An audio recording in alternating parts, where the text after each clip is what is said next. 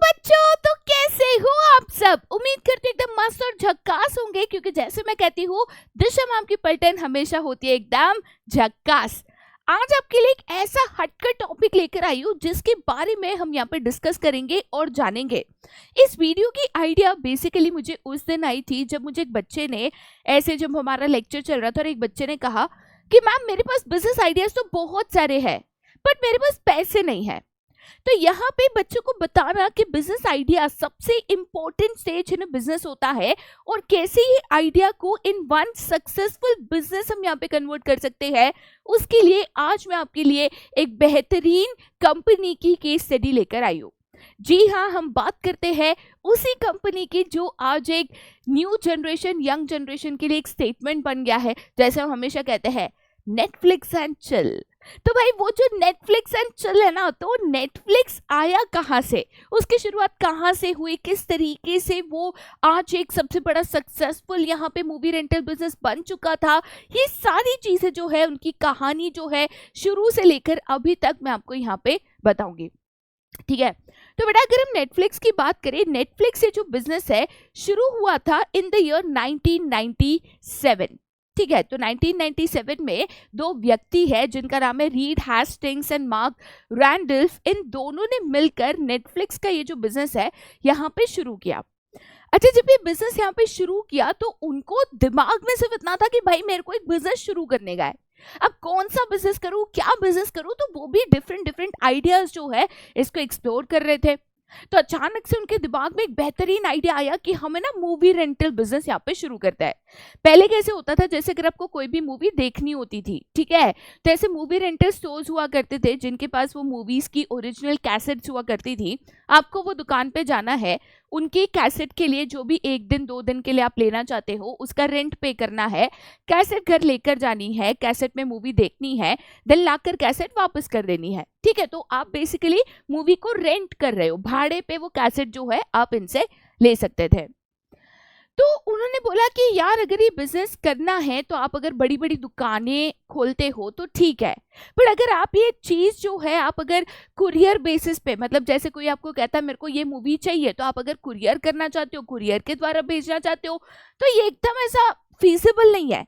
क्योंकि तभी कैसेट्स बोलोगे ना, तो कैसेट्स मतलब जैसे फॉर एग्जांपल ये जो बुक की साइज है, ठीक है, इस तरीके की कैसेट्स आने की, एकदम ऐसे मोटी मोटी ब्लैक कलर की बड़ी बड़ी कैसेट्स यहाँ पे आने की। अब इतनी बड़ी जो कैसेट्स है उसको पैक करना, देना, लाना, ये फिजिबल आइडिया नहीं था, मतलब सही नहीं लग रहा था बिजनेस आइडिया। और दिमाग लगाया दिमाग लगाया दिमाग लगाया, अचानक से उनको ध्यान में आया कि एक नई टेक्नोलॉजी जापान में बन रही है। तो उन्होंने क्या कहा कि ये जो जापानीज है, जापान में एक नई टेक्नोलॉजी बन रही है जिसको कहते थे डीवीडी टेक्नोलॉजी। ठीक है, जहाँ पे मूवी की जो कैसेट्स आती थी वो कैसेट्स को डीवीडी, वो जो राउंड सीडी डीवीडीज आती थी, उसमें कन्वर्ट कर देंगे। तो अगर ये डीवीडी टेक्नोलॉजी सक्सेसफुल बन गई तो हम ये जो मूवीज है ये डीवीडी फॉर्मेट में हम रेंटल बेसिस पे यहाँ पे दे सकते हैं। तो मैं बहुत सारी डीवीडीज रखूंगी और ये मूवी को रेंटल बेसिस पे यहाँ पे दूंगी। लोग आएंगे, उनको जो भी मूवीज की यहाँ पे रेंटल चाहिए, मतलब जो भी मूवीज के डीवीडी चाहिए, आएंगे मेरे से लेंगे, मेरे को रेंट देके चले जाएंगे। चलो, ये आइडिया मतलब एकदम दिमाग में ना सेट हो गया। तो शुरुआत हुई डिफरेंट आइडियाज एक्सप्लोर करने से, ये भी कर सकता है, वो भी कर सकता है, ऐसा भी कर सकता है, वैसा भी कर सकता है। देन फाइनली एक बिजनेस आइडिया पे ये लोग सेटल हुए। लेकिन मार्केट में ना तब ये चीज करने वाला एक बहुत बड़ा उनका कॉम्पिटिटर था जिसका नाम था यहाँ पे ब्लॉकबस्टर। क्या नाम था मेरे दोस्त? तो उसका नाम था ब्लॉकबस्टर। ठीक है, तो ये जो ब्लॉकबस्टर था यहाँ पे उनका एक सबसे बड़ा कॉम्पिटिटर इन द मार्केट था। कोई भी बिजनेस करोगे ना तो बेटा पहले कंपटीशन देखना होता है कि आपकी लड़ाई या टक्कर एग्जैक्टली है किससे, सो दैट आपको अंदाजा आए कि आप मार्केट में किससे compete कर रहे हो, क्या अच्छा कर सकते हो, उनसे क्या सीख ले सकते हो, कैसे उनसे कंपटीशन में आगे निकल सकते हो। तो उन्होंने ना ब्लॉकबस्टर का पूरा बिजनेस मॉडल स्टडी किया कि वो क्या करता है, कैसे मूवी रेंटल पे देता है, क्या अच्छा करता है, क्या बुरा करता है, क्या अपॉर्चुनिटीज है, सब कुछ उन्होंने यहाँ पे डिटेल में स्टडी किया। तो ब्लॉकबस्टर की अगर हम बात करें तो वो ब्लॉकबस्टर कॉम्पिटिटर के दो बड़े बड़े डिसएडवांटेजेस थे, मतलब वो दो बड़ी बड़ी गलतियां यहाँ पे करते थे। एक तो वो लेट फीस लगाते थे, मतलब अगर मान के चलो मैं ब्लॉकबस्टर के पास जाती हूँ, मैं यहाँ पे मूवीज की जो कैसेट्स है वो अगर रेंट पे लेती हूँ, एक दिन के लिए लेती हूँ, ठीक है, अगर एक भी दिन मैंने उसको लेट लौटाया, मतलब 2 दिन के लिए और 3 दिन बाद लौटाया, एक दिन का ना वो भारी भरकम फाइन चार्ज करते थे। ठीक है, तो कभी लेट हो गया, मूवी कंप्लीट नहीं कर पाए, कोई दिक्कत से आप टाइम से लौटा नहीं पाए, तो बहुत ज्यादा लेट फीस वो लोग चार्ज करते थे। दूसरा, ये लोग जो है अभी तक डीवीडीज पे आए नहीं थे, क्योंकि ये लोग ऑलरेडी पहले से काम कर रहे थे, काफी एस्टैब्लिश्ड कंपनी थी, बहुत बड़ी कंपनी थी जिसके हजारों ब्रांचेस ऑलरेडी थे, तो उन्होंने कैसेट फॉर्म में बहुत पहले यहाँ पे बिजनेस शुरू कर रखा था। तो मतलब बड़े स्टोर्स लगते थे, ज्यादा बड़े बड़े स्टोर्स लगते थे, कैसेट्स को ले जाने में, देने में, कुरियर करने में, सब में बड़ी दिक्कत आती थी। उन्होंने बोला चलो ये हुई ना बात, हम यही 2 ड्रॉबैक्स जो है इसको एडवांटेज में हम यहाँ पे कन्वर्ट करेंगे। हम मतलब कौन, तो मैं यहाँ पे नेटफ्लिक्स की बात कर रही हूँ। ठीक है, तो सबसे पहले नेटफ्लिक्स ने यहाँ पे क्या किया, नेटफ्लिक्स ने बोला कि भाई हम जो है ना लेट फीस यहाँ पे चार्ज नहीं करेंगे, जो कि ब्लॉकबस्टर कर रहा है। तो नेटफ्लिक्स ने बोल दिया कि देखो भाई, बिजनेस का नाम था netflix.com, ठीक है, तो हम जो है लेट फीस यहाँ पे चार्ज नहीं करेंगे। ठीक है, दूसरी जो है हम यहाँ पे डीवीडीज उपलब्ध कर देंगे, तो यहाँ पे कन्वीनियंस है, आने में, लेने में, लेके जाने में, कुरियर करने में बहुत ज्यादा यहाँ पे कन्वीनियंस है। तो लोगों को एक कंफर्ट मिला कि हाँ चलो, अगर मूवी कैसेट लेके जाते हो, मतलब डीवीडी लेकर जाते हो, तो आराम से देखो, 2 के बदले 3-4 दिन हो गए तो लेट फीस भी चार्ज नहीं कर रहे। तो इसके कारण बहुत सारी ब्लॉकबस्टर के जो कस्टमर्स है भाग भाग भाग के शिफ्ट हो गए नेटफ्लिक्स की तरफ। तो ये एक नेटफ्लिक्स का सबसे बड़ा गेम था, ये सबसे बड़ी स्ट्रैटेजी थी जो उसकी कॉम्पिटिटर के सामने उसने रख दी, और धीरे धीरे वो एस्टैब्लिश होने लगा। बहुत सारे लोग नेटफ्लिक्स की तरफ जाने लगे, उसका अच्छा खासा उसको डीवीडीज का रेंटल मिलने लगा। लेकिन सवाल ये था, अभी भी ब्लॉकबस्टर के सामने वो बहुत ही छोटी सी तुच्छी सी कंपनी बनकर रह गई थी। तो अब दिमाग में ये आ रहा था कि हम नेक्स्ट ऐसा बड़ा क्या करें कि हम भी एक बड़ी फेमस कंपनी यहाँ पे बन पाए। तो उन्होंने सोचा मैं क्या करूं, मैं क्या करूं, मैं क्या करूं, मैं क्या करूं। तो उतने ही टाइम में उनके दिमाग में एक मॉडल आया, एक आइडिया आया कि क्यों ना हम यहाँ पे सब्सक्रिप्शन मॉडल रखें। कौन सा मॉडल, तो सब्सक्रिप्शन मॉडल रखें। मतलब हम लोगों को बोल दे कि आप एक काम करो, आप एक मंथली फीस हमें दे दो। ठीक है, एक मंथली फिक्स फीस है, फिक्स रेंटल है हर महीने का, वो आप हमें दे दो। उस महीने में आप जो भी मूवी के जितनी भी सीडीज, जितनी भी बार एक्सेस करना चाहते हो आप करो। मतलब आप हर 2 दिन एक नया कैसेट लेना चाहते हो, पुराना रिटर्न करोगे, नया लोगे, पुराना रिटर्न करोगे, नया लोगे, पुराना रिटर्न करोगे। अगर आप एक महीने में 15 मूवी देख सकते हो देखो, 30 मूवी देख सकते हो देखो, हमें कोई फर्क नहीं पड़ता, हमको महीने का फिक्स रेंटल यहाँ पे मिलना चाहिए। लोगों ने बोला यार ये तो मतलब वाह वाह बात हो गई कि एक महीने का मैं फिक्स पैसा देती हूँ, फिर वो महीने में मुझे जो जितनी मूवीज देखनी है मैं देख सकती हूँ, कोई उसका एडिशनल चार्ज नहीं है, प्लस कोई लेट फीस नहीं है, प्लस उनके पास इतना बड़ा कलेक्शन ऑफ मूवीज था। वाह भाई, ये तो बहुत अच्छी बात हो गई। तो ये नेटफ्लिक्स का ना एक बहुत ही बड़ा गेम था, बहुत ही बड़ी स्ट्रैटेजी उन्होंने निकाली थी। ये आइडिया इतना चल गया कि बहुत सारे कस्टमर्स धीरे धीरे नेटफ्लिक्स में शिफ्ट होने लगे। अब यहाँ पे ब्लॉकबस्टर की ना थोड़ी सी हवा टाइट होने लगी, थोड़ी से उनके ऐसे टेंशन आने लगा, स्ट्रेस बिल्ड होने लगा कि यार ये कंपनी जिसको हमने तुच्छी सी माना था कि यार ये हमारा क्या ही बिगाड़ लेगी, अब ये तो बड़ी बनते जा रही है, ये तो मार्केट में मचा रही है, अब हम क्या करें। तो उन्होंने सोचा चलो यार खत्म करते हैं कहानी को, हम एक काम करते हैं, इसको खरीद ही लेते हैं। ठीक है, वो टाइम पे ना ब्लॉकबस्टर इधर था और नेटफ्लिक्स इधर, मतलब बहुत डिफरेंस था। ब्लॉकबस्टर अगर आप देखोगे करीबन 1200x उनका रेवेन्यू वो टाइम पे ज्यादा था। ठीक है, तो ब्लॉकबस्टर ने यहाँ पे क्या सोचा कि हम एक काम करते हैं, हम netflix.com, ये जो कंपनी है ये netflix.com को हम परचेज कर लेते हैं, बाय कर लेते हैं, खरीद लेते हैं। ठीक है, दोनों ओनर को बुला लिया एक फिक्स डेट पे कि आप आ जाइए, हमको आपसे इंपॉर्टेंट डिस्कशन करना है, मीटिंग करनी है। दोनों को बुला लिया, मीटिंग में बुलाया, मीटिंग में बातचीत हुई, फिर उनको पूछा कि चलो ठीक है आप बताइए आप कितने में बेचोगे। उस टाइम पे नेटफ्लिक्स का टर्नओवर करीबन 5 मिलियन का था। ठीक है, कितना था? 5 मिलियन का। उन्होंने सामने डील के लिए कितना पैसा मांगा? आस्क फॉर डील, मतलब अगर आप हमको खरीदना चाहते हो तो कितना पैसा मांगा? तो सीधा 10 गुना ज्यादा, वो है 50 बिलियन। ठीक है, और ये सारी बात डॉलर्स में हो रही है क्योंकि यूएस की कंपनीज यहाँ पे थी। ब्लॉकबस्टर हंसने लगा कि मतलब तुम करेंटली जो तुम्हारा स्टेज है, जिस लेवल पे तुम हो, तुम उससे 10 गुना ज्यादा मांग रहे हो मुझसे। अच्छा चलो 5 का 6, 7, 7.5 समझ में आता है, 10 समझ में आता है, चलो डबल मांग रहे हो, कल उठ के ग्रो करोगे, सीधा 10 गुना मांग रहे हो मेरे से। हंसकर ना डील कैंसिल कर दी कि हम देख लेंगे तुमको कैसे रास्ते से हटाना है।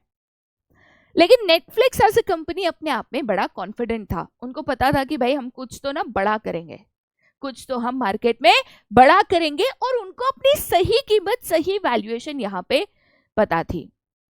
ठीक है, धीरे धीरे नेटफ्लिक्स के कस्टमर्स जो है सब्सक्रिप्शन मॉडल में बदलते गए, तो ज्यादा पैसे एक्सपांशन के लिए, बिजनेस को बढ़ाने के लिए ऑब्वियसली पैसे लगते हैं, फाइनेंस लगता है। तो उन्होंने क्या किया, 2002 में अपनी कंपनी की लिस्टिंग कर दी, मतलब अपने शेयर्स की लिस्टिंग कर दी इन न्यूयॉर्क स्टॉक एक्सचेंज। किधर कर दी? तो न्यूयॉर्क स्टॉक एक्सचेंज। ठीक है, बहुत सारे लोग ने ये कंपनी में स्कोप देखा और बहुत सारे लोग ने उनके शेयर्स को यहाँ पे परचेज किया। अच्छा, उस टाइम पे उनके शेयर्स की कीमत क्या थी पता है? 1 शेयर इज इक्वल टू $1। ठीक है, मतलब एक शेयर की कीमत $1 पे उन्होंने यहाँ पे शेयर्स को लॉन्च किया। न्यूयॉर्क स्टॉक एक्सचेंज पे लिस्टिंग ऑफ द कंपनी की, बहुत सारे लोगों ने उनके शेयर्स परचेज किए, उनके पास बहुत ज़्यादा फंडिंग एंड फाइनेंस आया, पैसा आया, तो और स्टोर सेटअप किए और अपने आप को एक्सपैंड किया। और 2004 में उनके टोटल बेटा कितने सब्सक्राइबर्स थे? 20 लाख सब्सक्राइबर्स।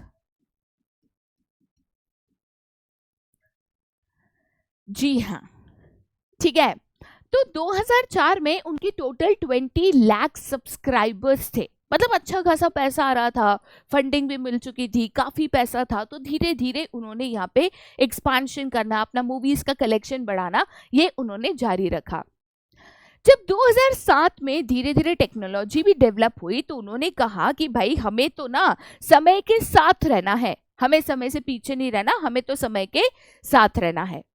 तो उन्होंने 2007 में यहाँ पे एक न्यू डिजिटाइजेशन जो है लॉन्च कर दिया। आज जो आप नेटफ्लिक्स को देखते हो स्मार्ट टीवीज के ऊपर, जहाँ पे नेटफ्लिक्स मोबाइल्स में आ जाता है, टेलीविजन्स पे आ जाता है, लैपटॉप्स में आप चला सकते हो, ये उसका एक डिजिटाइजेशन मॉडल लॉन्च कर दिया कि आप अपने टीवी में, लैपटॉप में, कहीं पे भी इनकी मूवीज जो है रेंट कर सकते हो, मंथली सब्सक्रिप्शन देके इनका एक्सेस कर सकते हो, चाहे आप कहीं पे भी हो। जो आज का मॉडल देख रहे हो, मैं उसी की बात कर रही हूँ।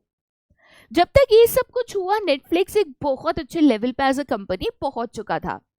ब्लॉकबस्टर ने भी उनको फॉलो करने की कोशिश की, फिर अपने आप को थोड़ा सा रिग्रेट भी किया कि अरे यार उस दिन डील कर ली होती तो हम बच गए होते, हमारा बिजनेस आज भी नंबर 1 होता। फिर ऑब्वियसली चांस ही नहीं था कि नेटफ्लिक्स को परचेस कर सके, तो उन्होंने नेटफ्लिक्स के नक्शे कदमों पे चलने की कोशिश की कि भाई वो जो कर रहे हैं हम भी करें। लेट फीस उन्होंने भी हटा दी, डीवीडीज लॉन्च कर दिया, डिजिटाइजेशन कर दिया। बट तब तक ना बेटा बहुत देरी हो चुकी थी, तब तक लोग है ना, सब लोग नेटफ्लिक्स के ऊपर शिफ्ट हो चुके थे, नेटफ्लिक्स की आदत लग चुकी थी, उसके सब्सक्रिप्शंस ले चुके थे, उससे सैटिस्फाइड थे। तो एक चीज समझना है, जब लोग आपसे चले जाते हैं ना, उनको वापस आना बहुत मुश्किल हो जाता है। ये उन्होंने समझा नहीं, बहुत देरी कर दी, और तब तक नेटफ्लिक्स के ऊपर सब लोग यहाँ पे शिफ्ट हो चुके थे। अच्छा, आपको एक मजेदार बात यहाँ पे बताओ, 2002 में जब नेटफ्लिक्स यहाँ पे लिस्ट हुआ था, तो 2002 में उनके जो शेयर्स की कीमत थी वो 1 शेयर इज इक्वल टू $1 थी, राइट? अगर आप आज के तारीख की बात करोगे ना बाबू, 2024, आज के तारीख में भी नेटफ्लिक्स के लिए बहुत कॉम्पिटिटर्स है। Amazon प्राइम है, डिज्नी प्लस हॉटस्टार है, जियो सिनेमाज है, ठीक है, सोनी लिव है, बहुत उसके भी आज की तारीख में भी कॉम्पिटिटर्स है। फिर भी आज के तारीख में भी अगर आप देखोगे, करीबन उसकी शेयर्स की कीमत $712 पर शेयर है। जी हाँ, ठीक है, अगर आप रुपीज में देखोगे ना तो करीबन 80 रुपीज का 59,000 रुपीज हो चुका है जी। तो आपको एक चीज यहाँ पे समझनी है, ये केस स्टडी मैं आपको क्यों बता रही हूँ, मैं नेटफ्लिक्स के बारे में आपको क्यों बता रही हूँ। मात्र 2 जन ने मिलकर एक बिजनेस यहाँ पे सेटअप किया। उनके पास बिजनेस आइडियाज नहीं थी, बहुत सारे बिजनेस आइडियाज को लिया, इवैल्यूएट किया, स्टडी किया, एक बिजनेस आइडिया को यहाँ पे सिलेक्ट किया, डिफिकल्टीज फेस की, तो डिफिकल्टीज को एज अ चैलेंज लिया, दूसरे बिजनेसेस के ड्रॉबैक से सीखे और ये कोशिश की कि वो इसे अपने बिजनेस में ना अपनाए। और आज आप देखो वो कंपनी किस लेवल पे है, जहां पे एक समय पे एक बड़ी सी कंपनी उसका 50 मिलियन देने तैयार नहीं थी, आज वो कंपनी के 5,000 मिलियन दोगे ना तो भी नहीं खरीद पाओगे, तो भी नहीं खरीद पाओगे। ठीक है, क्योंकि उससे कितना गुना ज्यादा बड़ी कंपनी वो आज बन चुकी है मेरे दोस्त, वैल्यूएशन निकाल लेना।